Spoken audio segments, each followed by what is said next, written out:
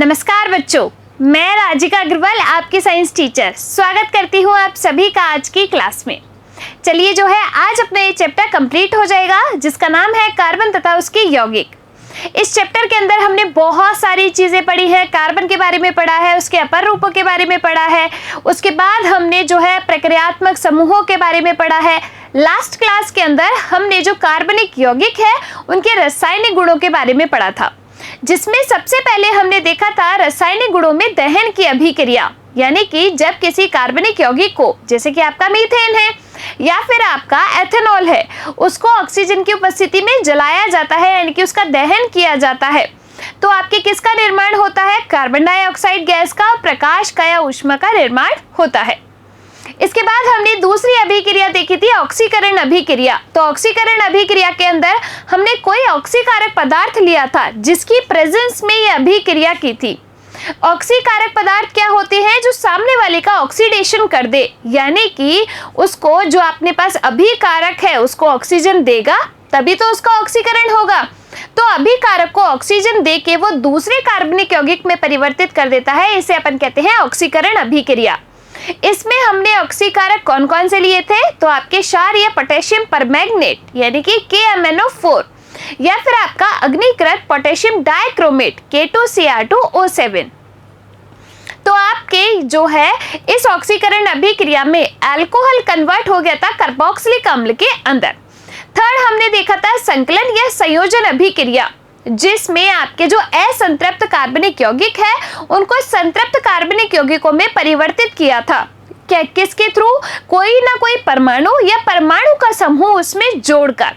अब ये जो अभिक्रिया है वो आपके किसी उत्प्रेरक की उपस्थिति में की। उत्प्रेरक के रूप में हमने निकेल या पैलेडियम का यूज किया था। तो आपके जो एल्कीन है वो कन्वर्ट हो गए किसमें? एल्केन में। तो इस प्रक्रिया को अपन क्या कहते हैं? हाइड्रोजनीकरण अभिक्रिया कहते हैं। चौथा हमने देखा प्रतिस्थापन अभिक्रिया, जिसमें आपके जो है प्रतिस्थापन अभिक्रिया में आपके पास जो मेथेन था उसकी अभिक्रिया करवाई सूर्य के प्रकाश की उपस्थिति में क्लोरीन से। तो क्लोरीन ने जो है हाइड्रोजन को प्रतिस्थापित कर दिया और क्या बना लिया? क्लोरोमेथेन बना लिया। तो इस तरीके से जो क्लोरीन है वो क्या कहलाया? यहाँ पर विषम परमाणु। अब अपन बात करते हैं यहाँ पे कुछ महत्वपूर्ण यौगिकों की, यानी कि कुछ कार्बनिक यौगिकों के बारे में हम यहाँ पर डिस्कस करने वाले हैं। सबसे पहले हम बात करते हैं इथेनॉल की। देखो, एथेनॉल इथेनॉल दोनों एक ही नाम है, एथेनॉल और इथेनॉल, कंफ्यूज नहीं होना है। इथेनॉल हमने बनाया था कैसे? ऑल प्रत्यय लगा हुआ है, यानी कि ये क्या है? अल्कोहल है, यानी कि इसमें OH फंक्शनल ग्रुप लगा रहता है। इसका फॉर्मूला क्या होता है? CH3CH2OH। ये क्या है? आपका अल्कोहल यानी कि एथेनॉल है। आप कहेंगे कि मैम यहाँ पे C2H6O लिखा हुआ है, तो ये भी सही है। देखो, इस वाले फॉर्मूले के अंदर कैलकुलेट करो, कार्बन कितने हैं? 2, तो 2 कार्बन। हाइड्रोजन कितने हैं? 3, 5 और 1 ये रहा, तो ये 6 और एक क्या है? ऑक्सीजन। तो क्या यही फॉर्मूला आया? सेम, बस इसमें क्या किया है? ओपन करके लिखा है, इसमें एक साथ लिख दिया। अब ये जो आपका इथेनॉल होता है इसका यूज किस किस में होता है? ये एक तरीके का जो है इथेनॉल क्या है? कार्बनिक यौगिक है, एक प्रकार का अल्कोहल है। अब अल्कोहल जो है आपके पेय पदार्थों के रूप में काम में लेते हैं। भाई जो है आपने देखी होगी लॉकडाउन में इतनी लंबी लाइन लगी थी इस अल्कोहल के लिए ही, यानी कि देश की इकोनॉमी इसी ने बचाई थी लॉकडाउन में। तो आपके जो इथेनॉल होता है वो काम आता है किसके? अल्कोहलिक पेय पदार्थ के रूप में। साथ के साथ ये जो इथेनॉल है वो क्या है? अच्छा विलायक है। विलेय और विलायक पता है आपको? विलायक होता है जिसमें कोई ना कोई पदार्थ क्या होता है? घोला जाता है, उसे अपन कहते हैं विलायक। तो ये क्या है? आपका एक अच्छा विलायक भी होता है। साथ के साथ ये जो इथेनॉल है वो आपका औषधियों में यूज लिया जाता है। औषधि का मतलब होता है दवाइयां बनाने में। कफ सिरप आप सभी ने पी होगी, जब आपको खांसी हुई होगी तो आपने देखा होगा जब आप कफ सिरप पीते हैं तो आपको हल्का हल्का सा नशा आता है, नींद आती है। ऐसा क्यों? क्योंकि उसके अंदर होता है ये अल्कोहल यानी कि इथेनॉल। साथ के साथ आपके टिंचर आयोडीन में, टिंचर आयोडीन क्या होता है, ये है आपका एंटीसेप्टिक। जो आपके कोई घाव हो जाते हैं उन पे लगाने के लिए जो दवाई होती है एंटीसेप्टिक, उसमें टिंचर आयोडीन में इसका यूज किया जाता है एथेनॉल का। तो देखिए इधर, एथेनॉल को अपन क्या कहते हैं, अल्कोहल कहा जाता है। यह कमरे के ताप पर द्रव अवस्था में पाया जाता है। यह अच्छा विलायक है। अल्कोहली पेय पदार्थ में इसका यूज करते हैं टिंचर आयोडीन, कफ सिरप और औषधियों में आपके किसका यूज किया जाता है, इस अल्कोहल का यूज किया जाता है, इनकी एथेनॉल का यूज किया जाता है। अब देखिए, औद्योगिक मिथाइलेटेड स्पिरिट बनाने में, और लास्ट जो है उस क्लास के अंदर हमने देखा था कि जब आपने इथेनॉल को बर्न किया था, यानी कि जलाया था, उसका दहन किया, तो अपने कार्बन डाइऑक्साइड गैस निकली, जल मिला अपन को। तो इसीलिए जो है इसके जलाने पर कार्बन डाइऑक्साइड और जल निकलता है, अतः ईंधन के रूप में अपन इसको क्या करते हैं, यूज में लेते हैं। आ गई बात समझ में। तो ये क्या हुआ, आपका जो अल्कोहल है यानी कि इथेनॉल है, उसका यूज हो गया कि इनमें इनका यूज किया जाता है। अब देखिए, इसकी अभिक्रिया रिएक्शंस पढ़ते हैं किसकी, अल्कोहल की यानी कि इथेनॉल की। मैं बार बार अल्कोहल क्यों कह रही हूं इसको, क्योंकि इथेनॉल को अपन अल्कोहल भी कहते हैं। चलिए, अब रिएक्शंस में सबसे पहले हम बात करते हैं कि आपके जो अल्कोहल है यानी कि इथेनॉल है, उसकी सोडियम के साथ अभिक्रिया। तो देखो, सोडियम के साथ अभिक्रिया में क्या होगा कि ये अपन ने ले लिया यहाँ पर क्या, सोडियम, और ये क्या ले लिया यहाँ पर C2H5OH, ये क्या है आपका इथेनॉल। इसकी अभिक्रिया जब हमने सोडियम के साथ कराई तो अपना C2H5O Na बना, और आपके क्या बना, यहाँ पर हाइड्रोजन गैस निकल गई। तो यानी कि आपके सोडियम एथॉक्साइड यहाँ पर बन गया। किसकी अभिक्रिया कराई, जब एथेनॉल की सोडियम के साथ अभिक्रिया कराई। तो आई के नहीं आई बात समझ में। अब अपन बात करते हैं दूसरी अभिक्रिया की, कि कैसे हम इस अल्कोहल से यानी कि इथेनॉल से असंतृप्त हाइड्रोकार्बन बनाते हैं। असंतृप्त हाइड्रोकार्बन का मतलब क्या होगा कि आपके एल्कीन और एल्काइन कैसे बनाते हैं।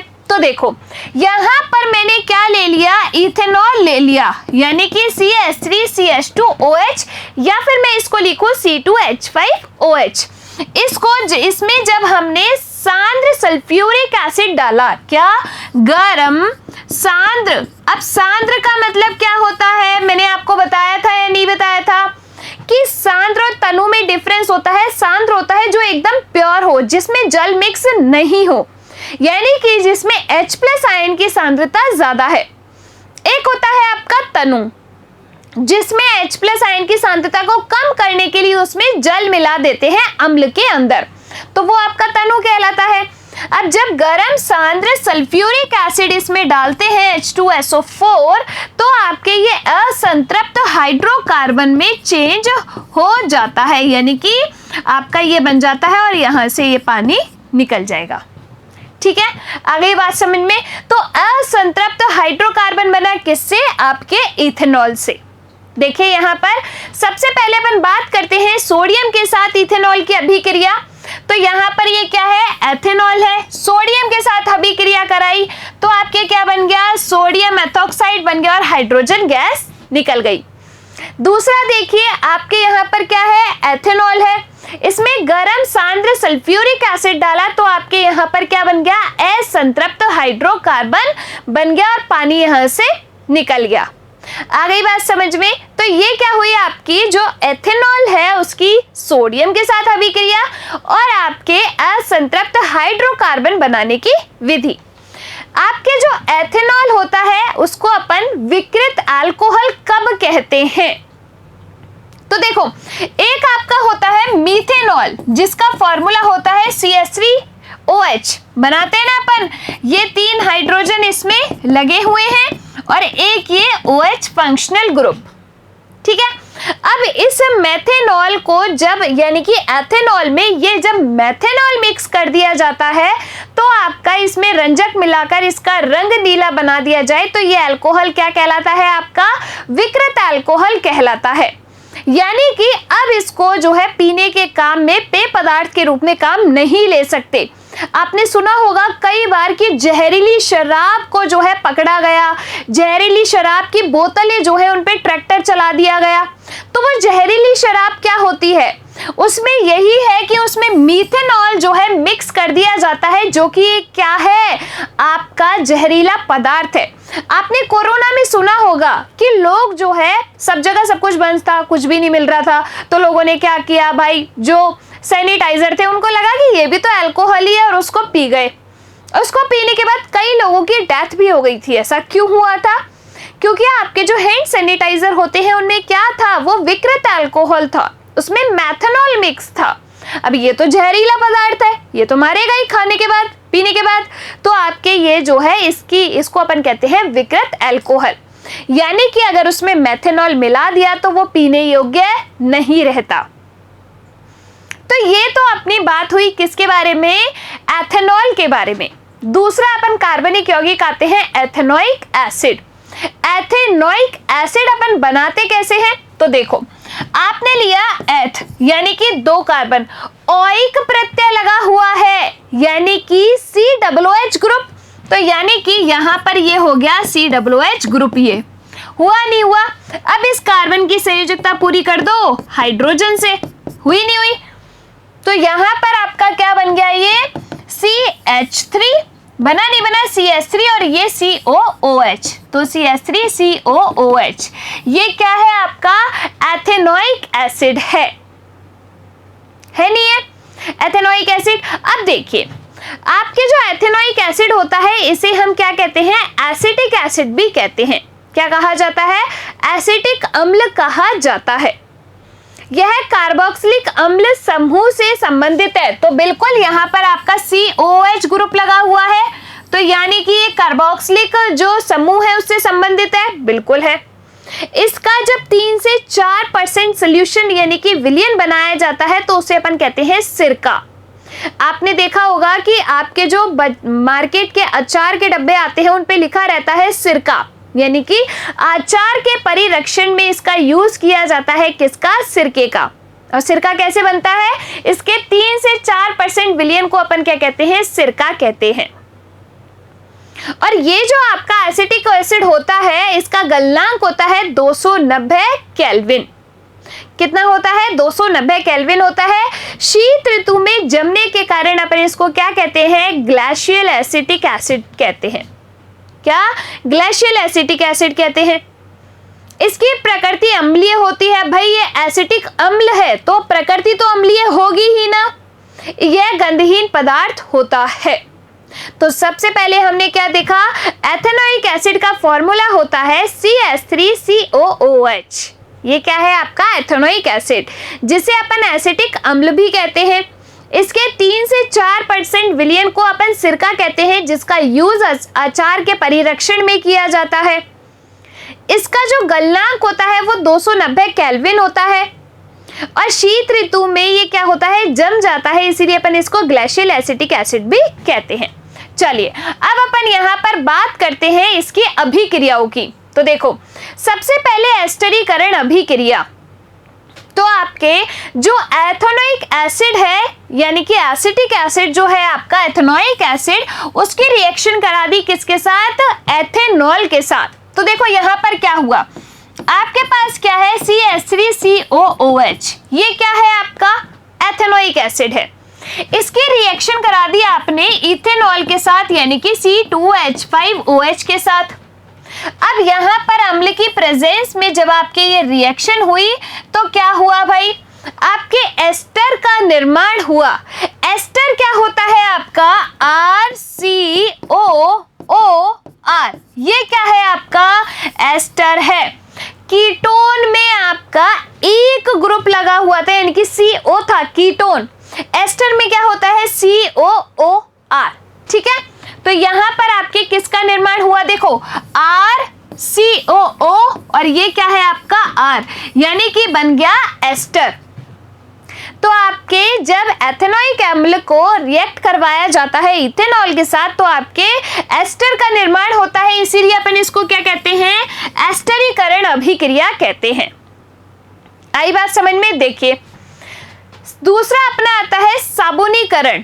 तो साबुन क्या होते हैं आपके, साबुन जो है वो आपके दीर्घ श्रृंखला वाले कार्बोक्सिलिक अम्लों के सोडियम तथा पोटेशियम लवण होते हैं, यानी कि आपके RCOONA या फिर मैं इसको क्या लिख सकती हूँ RCOOK, यानी कि ये क्या है, दीर्घ श्रृंखला है।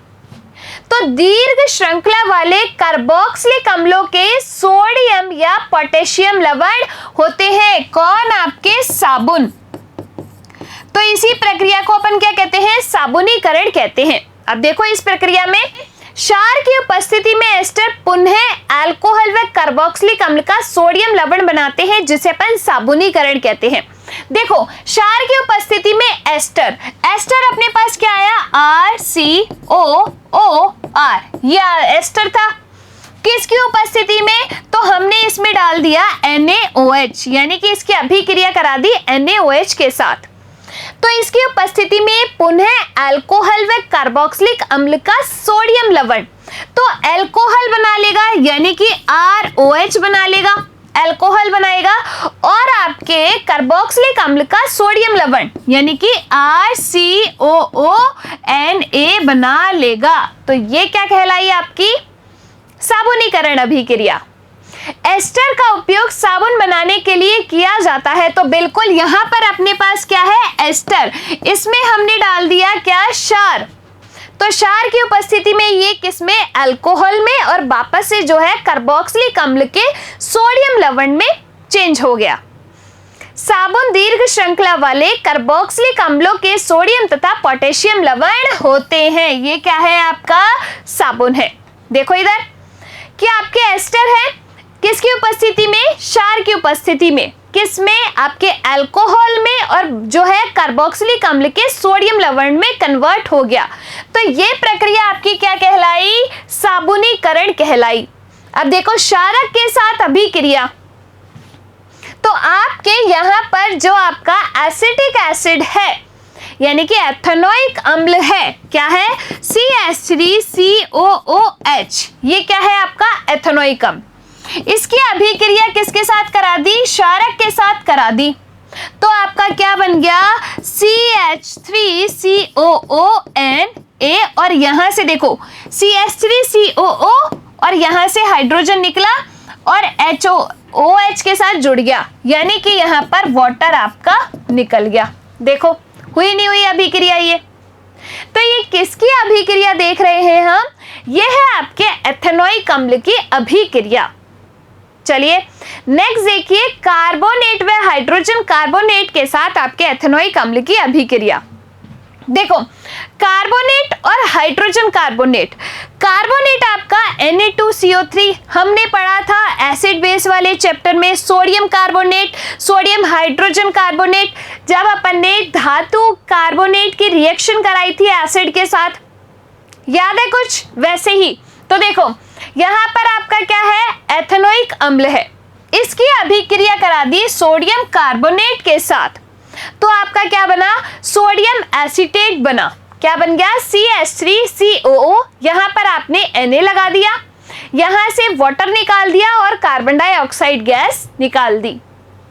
ठीक है, इसके बाद देखिए सोडियम हाइड्रोजन कार्बोनेट के साथ रिएक्शन, तो सेम आपके सोडियम कार्बोनेट और सोडियम हाइड्रोजन कार्बोनेट के साथ रिएक्शन कराते हैं तो सोडियम एसीटेट लवण ही आपका यहाँ पर बनता है और कार्बन डाइऑक्साइड गैस रिलीज होती है। जब मैंने अम्ल की धातु कार्बोनेट के साथ रिएक्शन बताई थी तो मैंने आपको बोला था कि कार्बोनेट जहां आ जाए वहां से आपको कार्बन डाइऑक्साइड गैस निकालनी है, तो यहां से कार्बन डाइऑक्साइड गैस जो है रिलीज हो गई। आ गई बात नहीं, यही समझ में। और यहाँ पर आपका ये जो चैप्टर है वो कंप्लीट होता है। देखो आज जो है हमने कार्बनिक यौगिकों के बारे में कुछ महत्वपूर्ण यौगिक जैसे कि आपका एथेनॉल और एथेनोइक एसिड के साथ में जो है रिएक्शंस देखी कि ये क्या होते हैं, इनके रिएक्शंस क्या क्या हैं। सबसे पहले अपन ने देखा एथेनॉल, जो कि क्या है, आपका अल्कोहल होता है। ये आपका अच्छा विलायक है और आपके जो है रूम टेम्परेचर पर आपके द्रव अवस्था में पाया जाता है। इसका यूज जो है अपन ईंधन के रूप में करते हैं, क्योंकि इसको जलाने पर कार्बन डाइऑक्साइड, जल और ऊष्मा का निर्माण होता है, इसलिए ईंधन के रूप में ये यूज लिया जाता है। टिंचर आयोडीन में, आपके औषधियों में, कफ सिरप में ये यूज हो जाता है इथेनॉल। इसके साथ साथ जो है अल्कोहली पेय पदार्थों में इथेनॉल का यूज होता है। अब इथेनॉल की रिएक्शन हमने कराई किसके साथ, सोडियम के साथ, तो आपके सोडियम एथॉक्साइड बना और हाइड्रोजन गैस निकल गई। ठीक है, तो ये क्या थी, आपकी सोडियम की आपके इथेनॉल के साथ रिएक्शन थी। दूसरा आपने देखा असंतृप्त हाइड्रोकार्बन बनाने की विधि। तो जब आपके अल्कोहल यानी कि इथेनॉल को में गर्म सांद्र सल्फ्यूरिक एसिड डालते हैं तो आपका असंतृप्त हाइड्रोकार्बन आपको मिलता है। तो ये क्या थी, आपके अल्कोहल से, इथेनॉल से आपके असंतृप्त हाइड्रोकार्बन बनाने की विधि।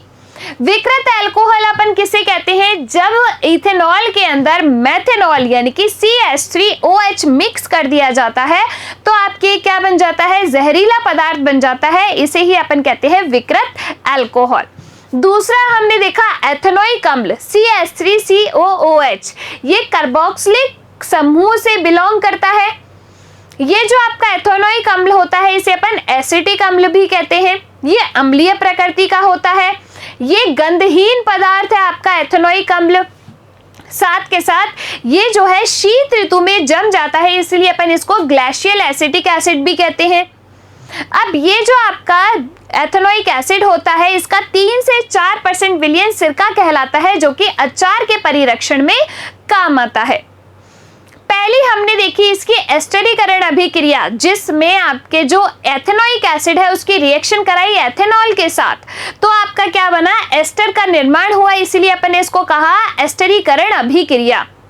अब ये जो आपका एस्टर है ये किसी क्षार की उपस्थिति में क्या करता है, पुनः आपके अल्कोहल में और साथ के साथ कार्बोक्सिलिक अम्ल के सोडियम लवण में कन्वर्ट हो जाता है। तो आपके यहाँ पर इस अभिक्रिया को अपन क्या कहते हैं, साबुनीकरण अभिक्रिया कहते हैं। साबुन क्या होते हैं, आपके दीर्घ श्रृंखला वाले कार्बोक्सिलिक अम्ल के सोडियम तथा पोटेशियम लवण होते हैं। इस तरीके से जो है हमने इस एथेनोइक अम्ल की और एथेनॉल की रिएक्शंस देखी। चलिए इसी के साथ आपका ये जो चैप्टर है वो यहाँ पर कंप्लीट होता है। अब अपन मिलेंगे अगली क्लास में एक नए चैप्टर के साथ, जिसमें अपन स्टार्ट करेंगे अपनी बायोलॉजी, और बहुत बढ़िया इंटरेस्ट आएगा आपको, तरीके से अपन इसको पढ़ेंगे। मिलेंगे अगली क्लास में, तब तक के लिए आप लोग खुश रहिए, स्वस्थ रहिए, धन्यवाद।